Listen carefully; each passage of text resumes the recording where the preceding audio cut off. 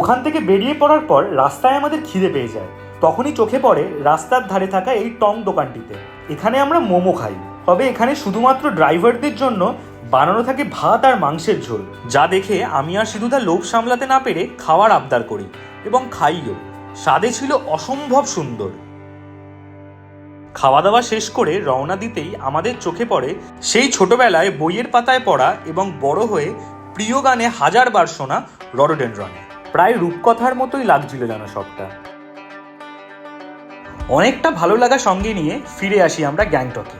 গ্যাংটক থেকে নর্থ সিকিম যাওয়ার প্যাকেজ সাধারণত দু ধরনের হয়, একটা ফর 1 নাইট আর একটা ফর 2 নাইট। গত বছরের বিপর্যয়ের পর এখন লাচেন আর গুরুদঙ্গর অবধি যাওয়া যায় না।